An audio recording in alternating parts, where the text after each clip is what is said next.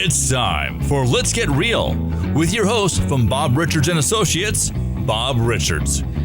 Bob, how you doing today? Michael, we're here again. I am so glad to see you again, Mr. Bob Richards of Bob Richards and Associates, Berkshire Hathaway in St. George, Here Utah. in St. George, downtown, absolutely. Hey, did you have an exciting last couple months, especially last month? You know what? It came and went so quickly, I'm not quite sure what I experienced because I'm already writing checks that say 2024. I know. Barely started to know how to do 2023.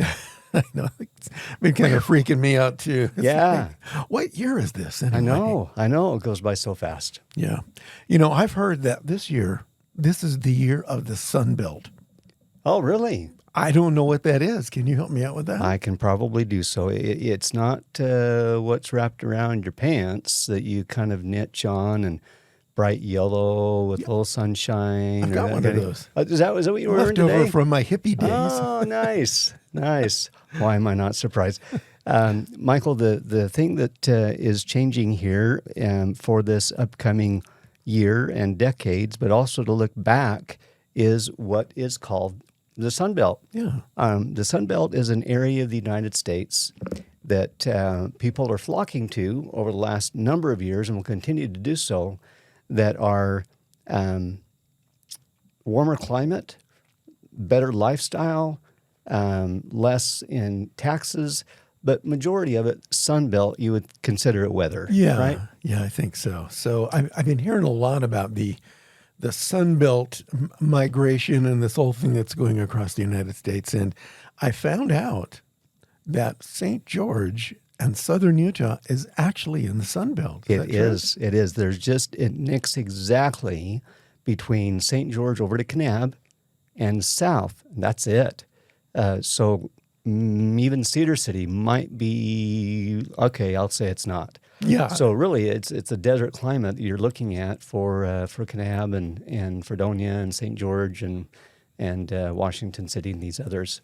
So yeah, that's your target area, and we're the only part of the entire state of Utah that has that.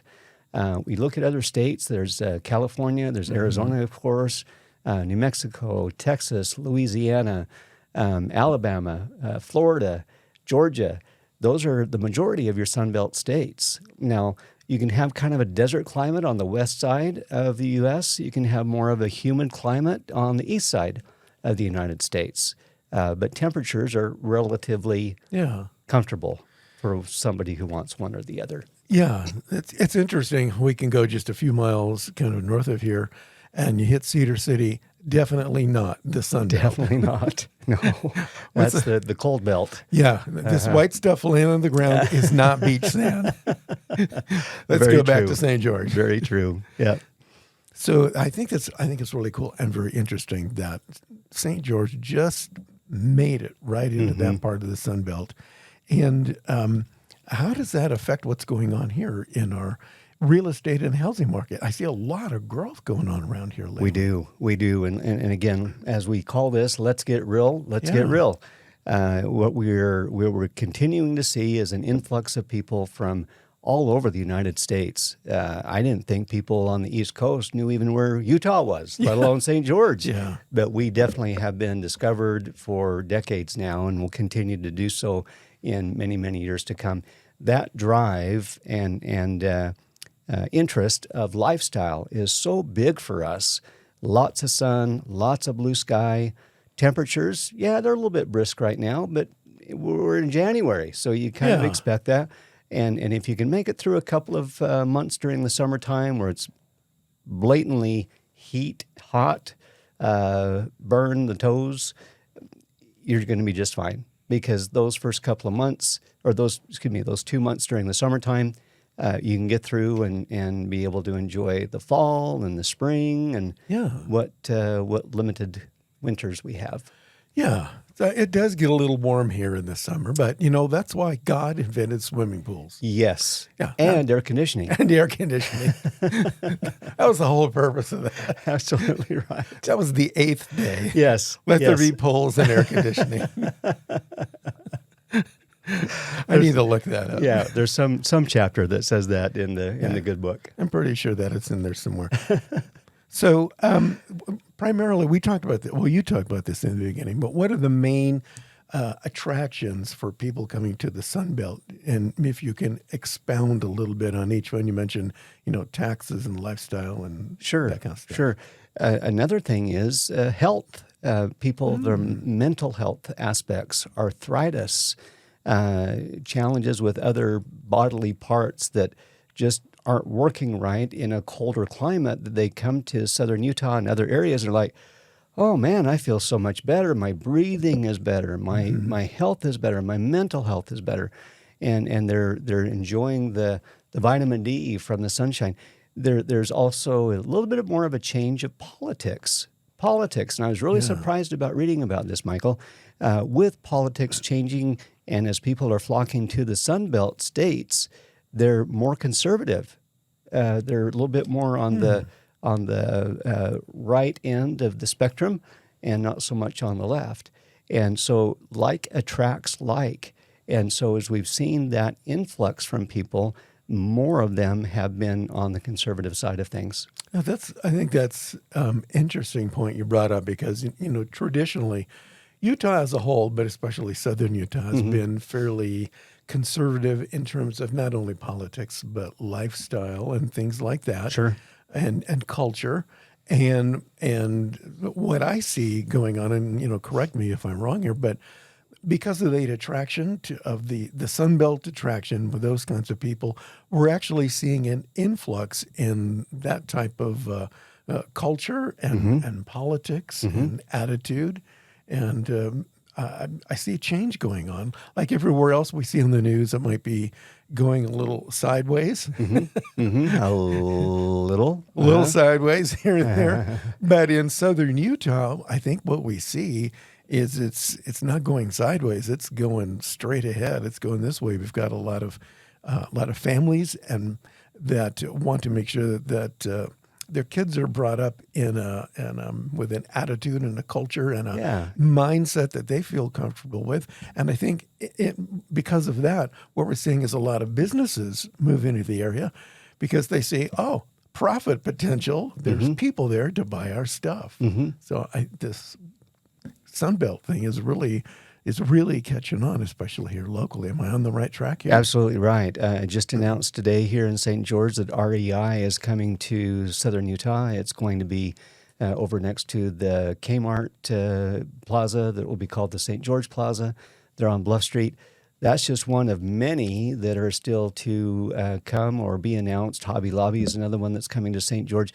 We probably could use a really good fine dining restaurant or two in addition to what we have.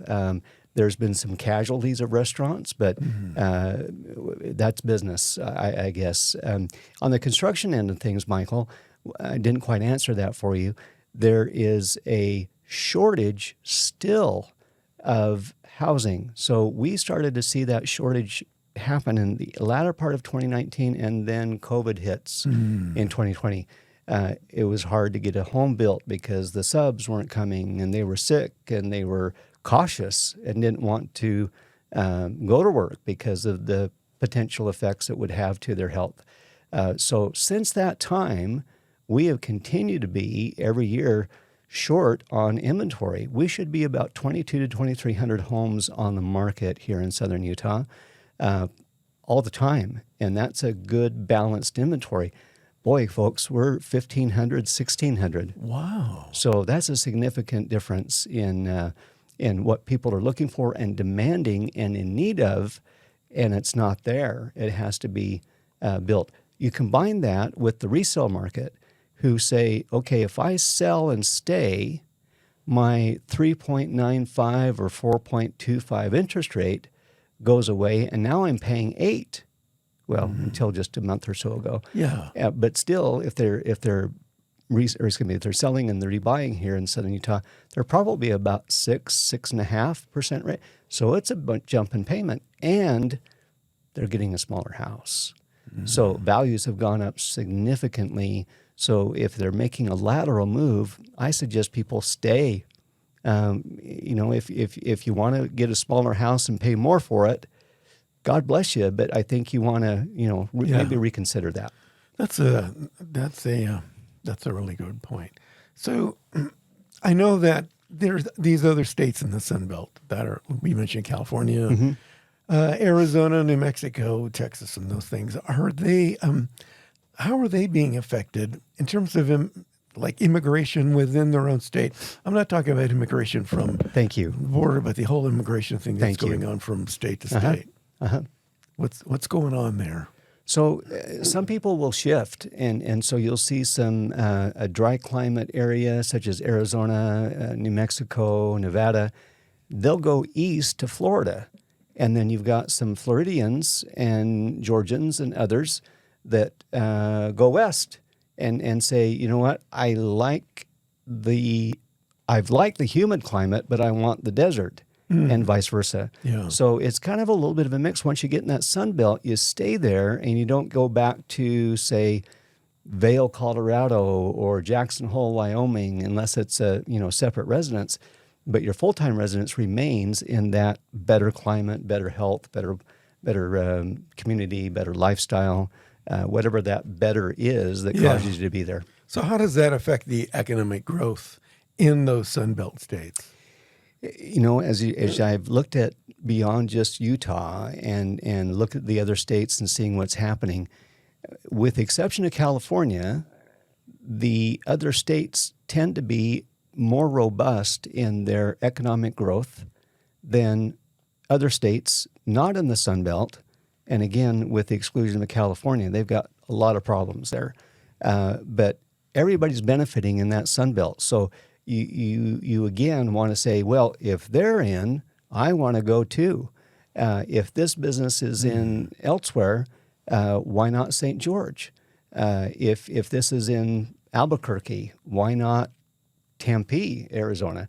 It does depend. But economic growth can be seen state by state in the Sun Belt versus the non-Sun Belt locations. Oh, that's kind of cool. States. It is very noticeable. Do you think that part of it could be because of what we might call snowbirds? Yeah. So they come here in the winter, they go to a Sun Belt state in the winter, and then go back, to Salt Lake or somewhere in Right. Wyoming or someplace in the spring or summer? Yeah. We don't have as many what we would call snowbirds as we used to. So many of them have either passed on, and now their kids and kids' kids are now your buyer for a home, but their interest or their activity or their reasons are very different. Snowbirds, when I first moved here in the early 90s, they definitely were here during the wintertime. Yeah. You could look like clockwork. You can see Canadian geese come in, and you look and see all the snowbirds come in. And that was great. They were here to golf. They were here to enjoy friends, family, people that they'd gotten acquainted with over the last years in a park model residence, a small home, and then they'd lock it up and be gone for the next 6-7 months and then return again. So now it's the second home person, but now it's a little bit more of a house. Maybe not very big, 11 to 13, maybe 1,400 square feet, enough bedrooms and baths, and no maintenance on the outside, so they can bring their golf clubs, spend a long weekend or a long month or 2 or 3 or whatever they decide to do, and then go back home. But most of the day today, in today's society, they're coming down for a weekend. They're not spending months, but maybe a Thursday through Sunday and then headed back home again. Oh, that makes sense. Yeah. So the whole culture is kind of changing along with It that. is. Landscape of the culture is changing. Yeah.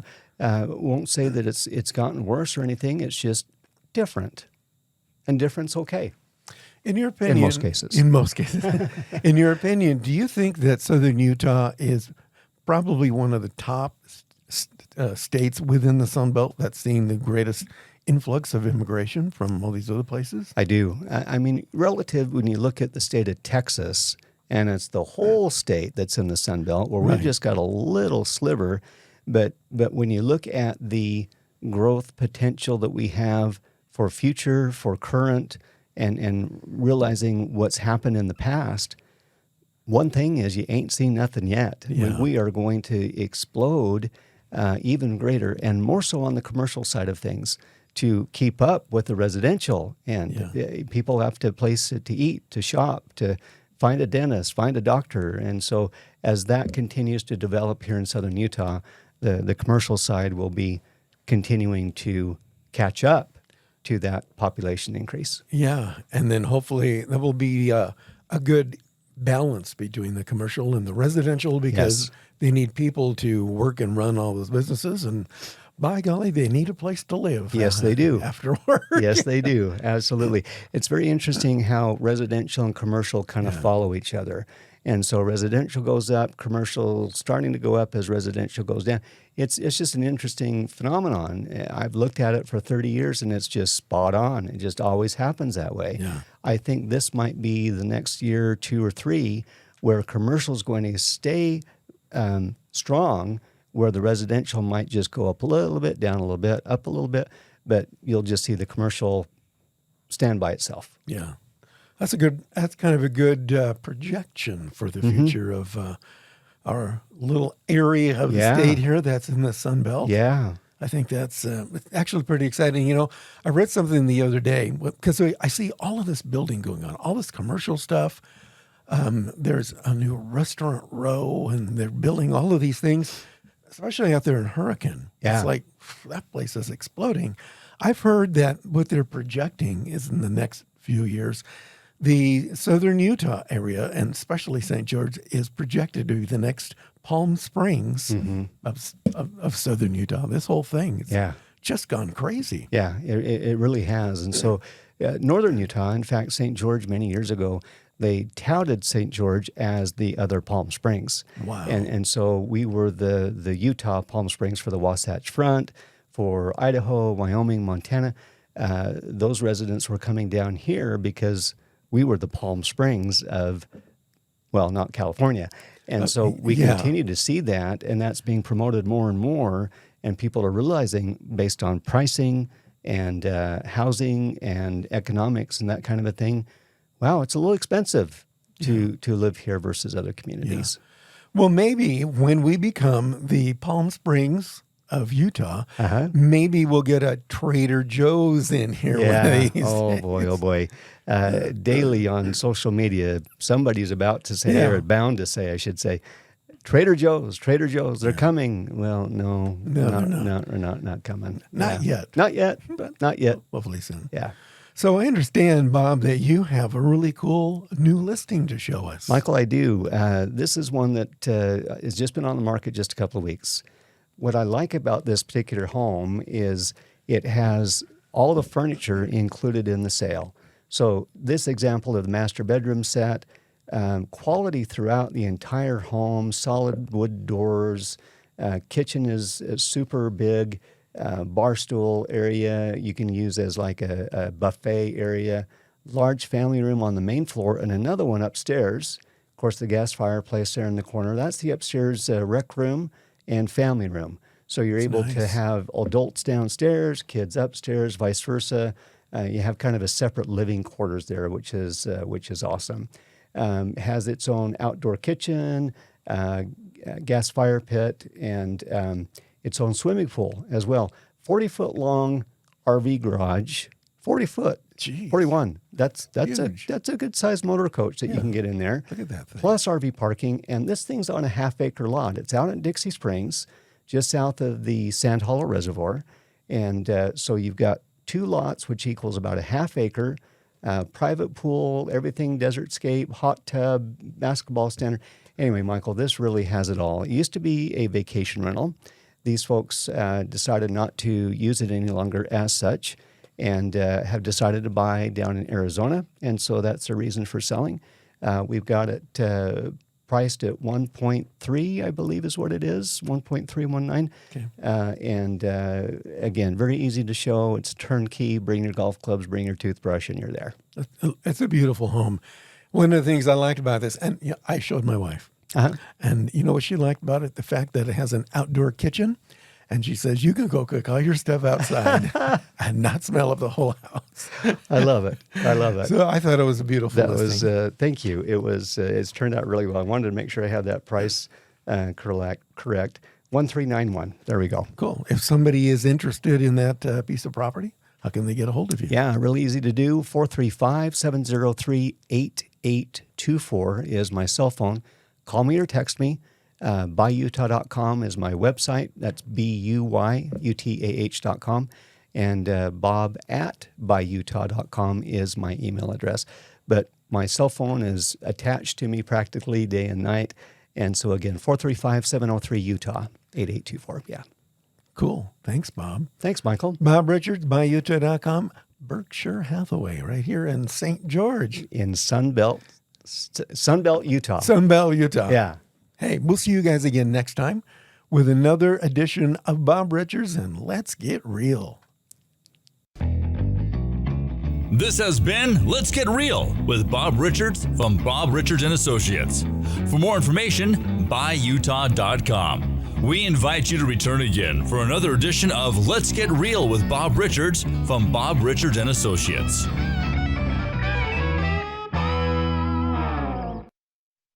This has been a production of One to One Network.